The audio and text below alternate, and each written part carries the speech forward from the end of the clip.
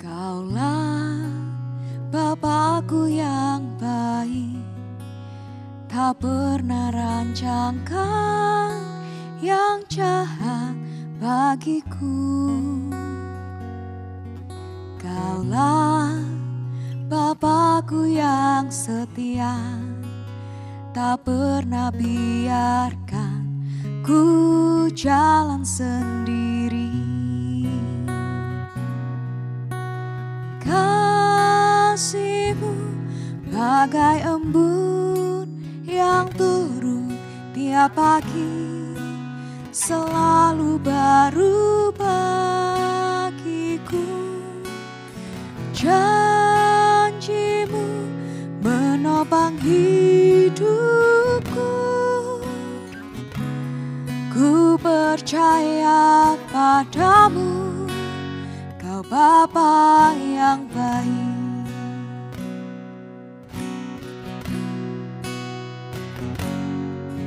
Kaulah Bapakku yang baik, tak pernah rancangkan yang jahat bagiku.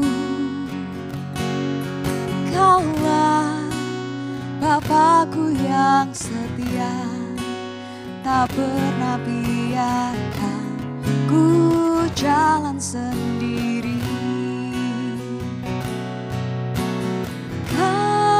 Kasih-Mu bagai embun yang turun tiap pagi, selalu baru bagiku. Janji-Mu menopang hidupku. Ku percaya padamu, Kau Bapa yang baik. Selamanya Kau baik dalam hidupku. Kebaikan-Mu selalu sertaiku. Kasih-Mu Tuhan limpah dalamku, Yesus. Haleluya.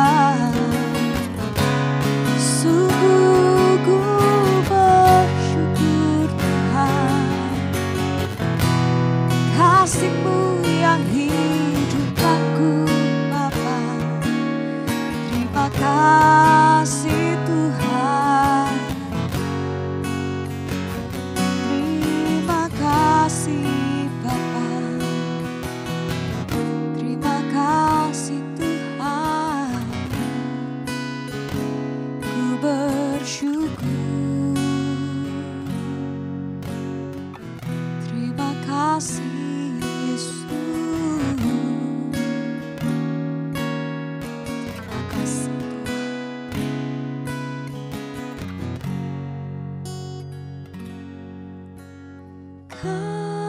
Kasih-Mu bagai embun yang turun tiap pagi, selalu baru bagiku. Janji-Mu menopang hidupku. Ku percaya padamu, Kau Bapa yang baik.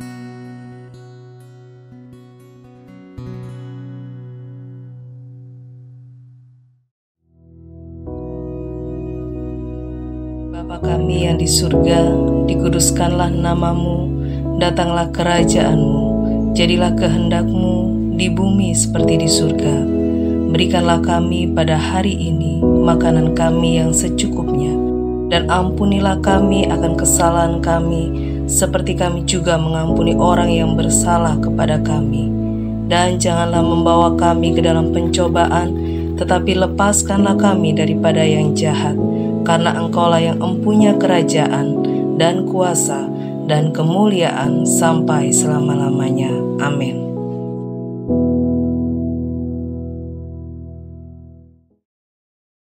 Shalom, jemaat yang dikasihi Tuhan. Mari sebelum kita mendengarkan renungan pada pagi hari ini, kita berdoa terlebih dahulu. Kami bersyukur Tuhan betapa Engkau baik, kasih-Mu besar, rahmat-Mu tidak pernah habis. Saat yang indah untuk kami dapat mendengar dan merenungkan firman-Mu. Roh Kudus, tolong kami untuk kami mentaatinya dan melakukannya dalam hidup kami. Terima kasih, terpujilah nama-Mu, kami sambut firman-Mu dalam nama Tuhan Yesus. Haleluya. Amin. Puji Tuhan. Jemaat yang dikasihi Tuhan, judul renungan yang akan kita dengarkan dengan judul Pelaku Firman, yang terambil dalam kitab Yakobus pasal 1 ayat 22. Dikatakan demikian, tetapi hendaklah kamu menjadi pelaku firman dan bukan hanya pendengar saja, sebab jika tidak demikian kamu menipu diri sendiri. Kalau kita tidak melakukan firman Tuhan, hanya menjadi pendengar, kita ini menipu diri sendiri.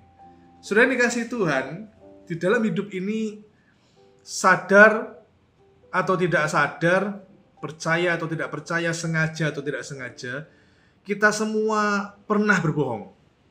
Entah itu waktu kecil, waktu remaja, menipu orang lain. Mungkin menipu teman di sekolah dulu, saudaraku ya. Bahkan mungkin dulu pernah menipu orang tua kita, berbohong gitu, saudaraku ya. Kalau seseorang berbohong, menipu, dulu sebelum kita percaya Yesus, dulu sebelum kita sungguh-sungguh dalam Tuhan, kita adalah orang-orang yang demikian. Tapi sekarang tidak. Namun kalau saya bawa kembali ke masa lalu, kalau kita menjadi seorang penipu, menipu orang lain, yang rugi siapa? Saya menipu teman saya dulu waktu SD, yang rugi siapa? Yang rugi teman saya. Ya, yang untung saya. Wah ya, saya tipu dia, pensilnya saya ambil, saudaraku ya. Atau mungkin dulu waktu saya remaja, saya menipu orang tua saya. Orang tua saya rugi, teman saya juga rugi karena saya bohongi, saya yang untung.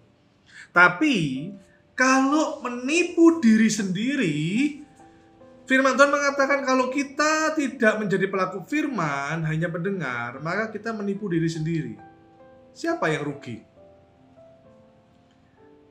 Kalau kita hanya menjadi pendengar, tidak menjadi pelaku firman, kita menipu diri sendiri. Siapa yang rugi?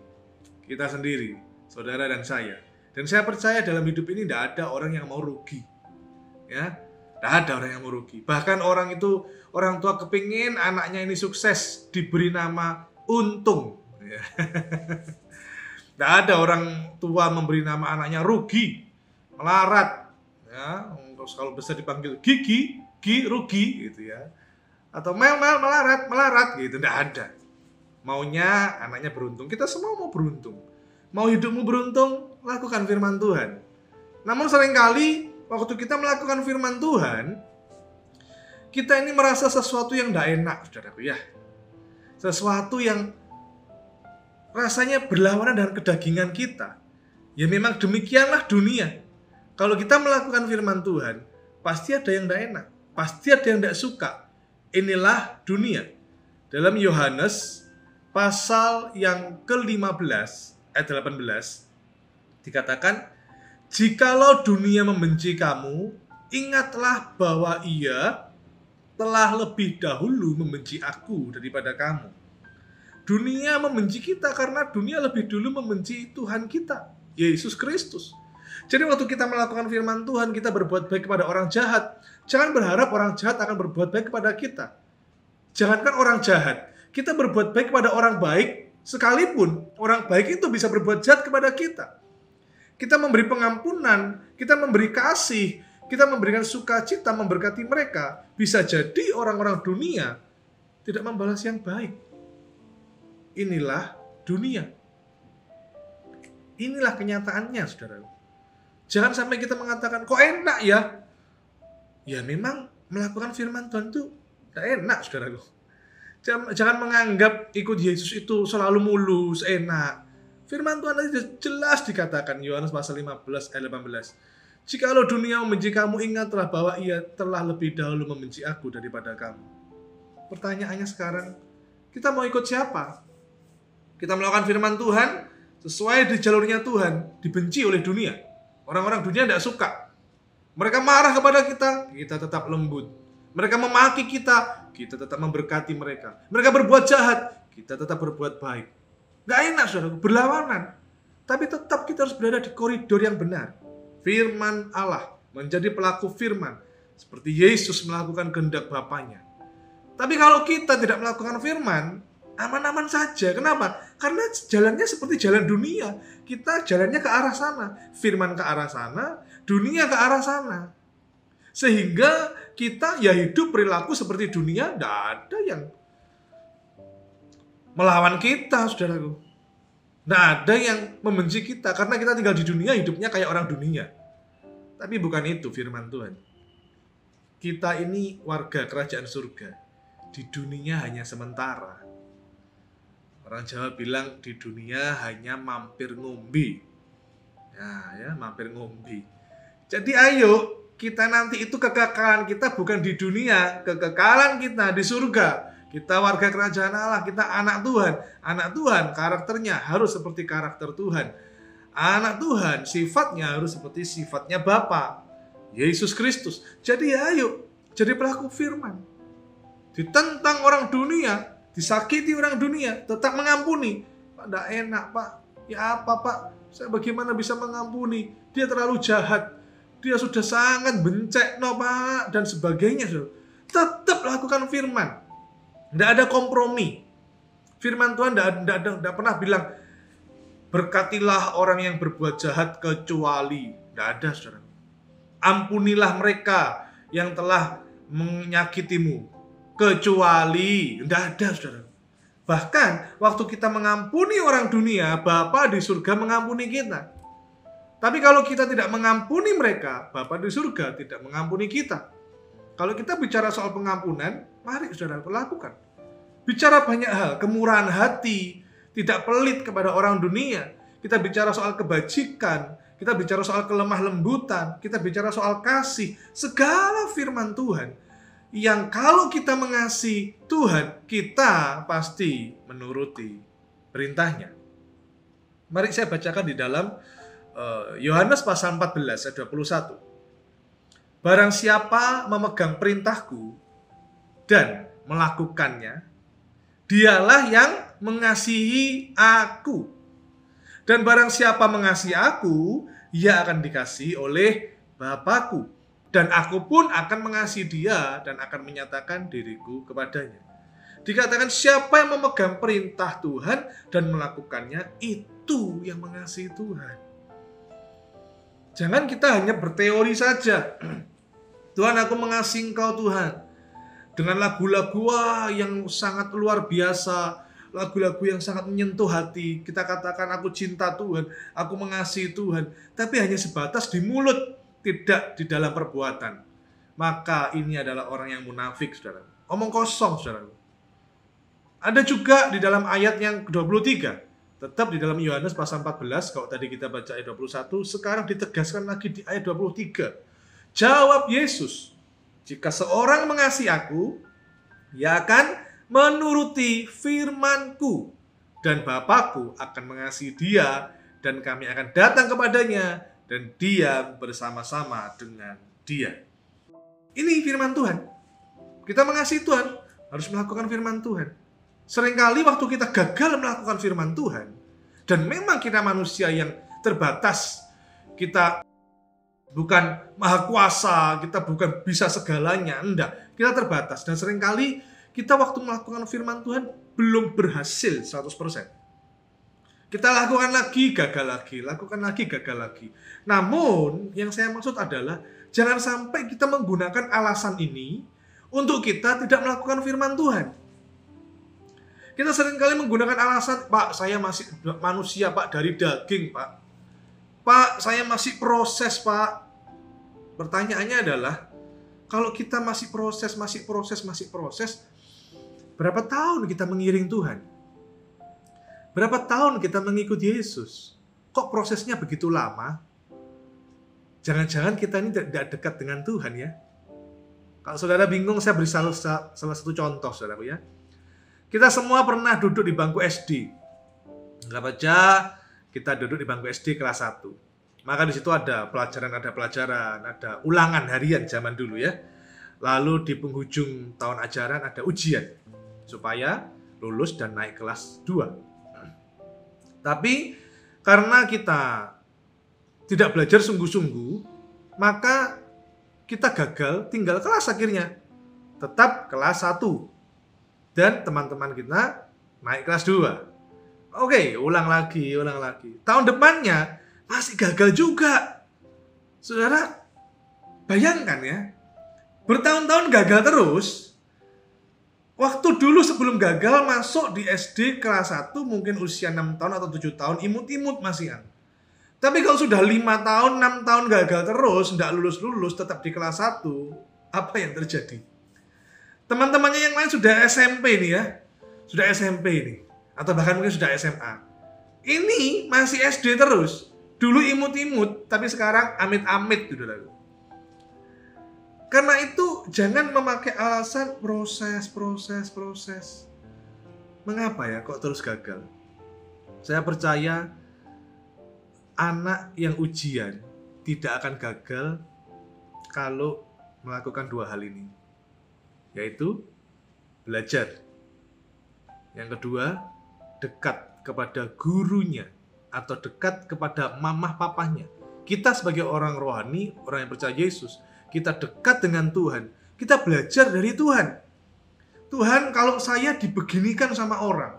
Tuhan, kalau saya mendapat kesulitan ini. Tuhan, kalau ekonomi saya diambang kehancuran. Tuhan, kalau rumah tangga seperti ini, apa yang harus saya lakukan, Tuhan? Belajar, mendekat sama Tuhan. Saya percaya Bapa di surga tidak membiarkan anaknya menderita. Karena itu dia akan mengajarkan kita. Dia mengirimkan Roh Kudusnya untuk mengajar kita. Pertanyaannya adalah kita mau belajar atau tidak. Makanya tidak heran orang gagal dalam proses yang sama. Tidak menjadi pelaku firman, alasannya karena masih proses, gagal terus dalam kedagingan, hidup tidak dipimpin oleh Roh, dan alasannya karena masih dalam proses bertahun-tahun seperti itu. Jangan-jangan hidupnya tidak melekat kepada Tuhan. Jangan-jangan tidak belajar dari firman. Jangan-jangan tidak mau dituntun oleh Roh Kudus. Saudara, mari lakukan firman, jangan terus tinggal di dalam proses yang sama. Sebaliknya, saat seseorang dia naik kelas, saudaraku, maka proses yang dia hadapi semakin berbeda, semakin berat, saudaraku. Tapi ketahuilah, kita tidak sendiri. Ada Tuhan yang mendidik kita, ada Tuhan yang mendampingi kita. Saudaraku, ayo jadi pelaku firman. Jangan terlalu banyak alasan, saudaraku. Tuhan senang dengan orang-orang yang melakukan firman. Ingat, kalau kita hanya menjadi pendengar dan kita tidak melakukan firman, kita menipu diri sendiri, yang rugi adalah kita. Sekali lagi, di satu sisi, benar, kita manusia yang masih dalam proses, saudaraku ya, kadang gagal. Tapi jangan terus-terusan gagal. Kalau seseorang jatuh di lubang yang sama, setiap hari jatuh di lubang yang sama, maka ada tanda tanya. Ini yang salah ini lubangnya atau orangnya, saudaraku? Mungkin hari-hari ini kau sedang kecewa dengan orang, sakit hati dengan orang. Mungkin kau tidak terima, bukan dengan orang, tapi dengan keadaan. Sebuah keputusan yang kau ambil salah. Engkau menyesal dengan waktu yang ada sekarang. Mengapa dulu tidak begini? Mengapa kok sekarang begini? Terus kau saudara tetap melakukan firman. Dan rasanya jiwa ini memberontak. Hati rasanya nggak terima. Nggak enak melakukan firman Tuhan. Teruslah lakukan firman Tuhan. Saat kita tidak seperti orang dunia, kita merasa ada yang tidak enak melakukan firman Tuhan itu. Ya inilah kita, saudaraku. Inilah orang percaya. Matius pasal 16 ayat 24 dikatakan. Matius pasal 16 ayat 24 dikatakan, lalu Yesus berkata kepada murid-muridnya, setiap orang yang mau mengikut aku, ia harus menyangkal dirinya, memikul salibnya, dan mengikut aku. Harus menyangkal dirinya, memikul salibnya. Orang menyangkal diri gak enak, saudaraku ya. Apalagi memikul salib, gak enak. Saudara jangan bayangkan salib seperti zaman sekarang ya. Kalau waktu Paskah gitu salibnya dari gabus atau dari kayu yang sudah dirempelas halus. Zaman dulu salib itu berat, bukan hanya berat tapi kasar. Kalau sudah kasar bisa melukai kulit dan sebagainya, saudara. Kita pegang, kayu-kayu kecilnya bisa masuk ke dalam, serpian-serpian kayu kecil itu bisa masuk ke dalam kulit jari kita. Sakit. Bukan hanya berat, tapi juga ada rasa sakit. Itulah memikul salib. Kita memikul salib, melakukan firman, itu memikul salib, saudara. Kalau tidak mau memikul salib, tidak usah lakukan firman. Hidup seperti orang dunia hidup. Dan akan binasa. Hancur lebur nanti, saudara. Tapi kalau kita lakukan firman Tuhan, ya, menderita. Ya, tidak enak. Kok enak ya saya mengampuni dia? Kok enak ya saya mengasihi dia? Kok enak ya saya berkati dia? Siapa dia? Dia sudah menyakiti saya. Dia pelit. Dia begini, dia begini. Apa yang sudah dia lakukan? Tidak ada. Nah, saya kenapa harus berbuat baik kepada dia? Lakukan firman. No kompromi. Gak ada kompromi. Lakukan firman. Kalau tidak, kita rugi. Kalau kita mengasihi Tuhan, harus lakukan firman. Gak kuat, Pak. Roh Kudus yang beri kekuatan. Ingat, orang yang mendekat pada Tuhan, hidup dipimpin oleh Roh, nanti akan diajari Tuhan. Bagaimana harus bertindak, bagaimana harus berkata, bagaimana harus bersikap hati, memiliki karakter seperti Bapa karena kita adalah anaknya. Saudaraku, apapun yang terjadi, ayo kita hari-hari ini lakukan firman. Sebagai ayat penutup, menghibur kita, kalau tadi saya sudah bilang memikul salib, menderita, tidak enak, dan sebagainya. Yuk saya beri satu ayat untuk menghibur kita semua, saudaraku ya. Yang hari-hari ini engkau sedang capek karena melakukan firman, saudaraku ya. Tidak terima dengan keadaan, tapi saudara terus melakukan firman, setia melakukannya. Ini di ayatnya. Matius pasal 5 ayat 10. Berbahagialah orang yang dianiaya oleh sebab kebenaran, karena merekalah yang empunya kerajaan surga. Berbahagialah orang yang dianiaya oleh sebab kebenaran, karena merekalah yang punya kerajaan surga. Ini, saudaraku. Orang yang dianiaya sebab kebenaran. Apa itu kebenaran? Firman Allah. Firman Allah adalah kebenaran. Absolut, mutlak. Itu firman Allah adalah kebenaran. Jadi kalau kita melakukan firman Tuhan dan kita dianiaya, baik dalam bentuk verbal, dalam bentuk fisik, tidak hanya oleh orang dunia, kadang di dalam keluarga, di dalam gereja sekalipun, ada aniaya, saudara. Sama-sama orang Kristen yang tidak sungguh-sungguh. Kayaknya orang percaya, tapi ternyata hidupnya duniawi. Sedangkan kita yang percaya sungguh-sungguh kok begini. Kita dianiaya. Dikatakan firman Tuhan tadi, dikatakan apa? Berbahagialah kalau kita dianiaya sebab kebenaran. Karena melakukan firman Tuhan. Mengapa berbahagia? Karena mereka yang mempunyai kerajaan surga. Kerajaan surga berbicara nanti yang akan datang. Waktu rumah kita jadi, kita pulang ke rumah Bapa. Tapi juga kerajaan surga berbicara saat ini. Di bumi seperti di surga. Bukankah demikian Tuhan mengajarkan doa kepada kita? Bapa kami yang di surga, dikuduskanlah namamu, datanglah kerajaanmu, jadilah kehendakmu di bumi seperti di surga. Jadi nanti kita di surga. Tapi suasana surga, rasa surga bisa kita nikmati waktu kita di bumi ini juga. Kapan? Saat kita melakukan kebenaran firman Tuhan. Ada surga di keluarga kita, ada surga di kesehatan kita, keuangan kita, pekerjaan kita, pelayanan kita. Segala kehidupan kita disekelilingi oleh atmosfer surgawi.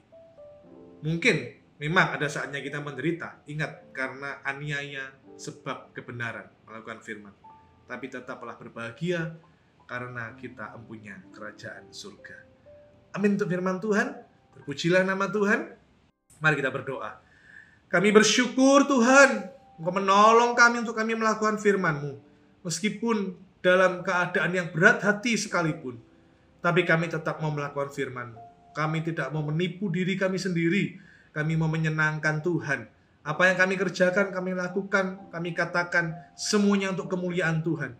Dan saat kami melakukan firman-Mu, Roh Kudus mengajar kami untuk kami dapat melakukannya dengan setia dan benar. Roh Kudus menguatkan kami di tengah-tengah aniaya supaya kami tetap di jalurnya Tuhan sesuai dengan firman-Mu. Terima kasih Tuhan untuk firman-Mu, kami bersyukur dan biarlah kiranya turun damai sejahtera-Mu, sukacita-Mu, kasih-Mu atas kami semua. Di dalam nama Tuhan Yesus. Haleluya. Amin. Puji Tuhan, Tuhan Yesus memberkati.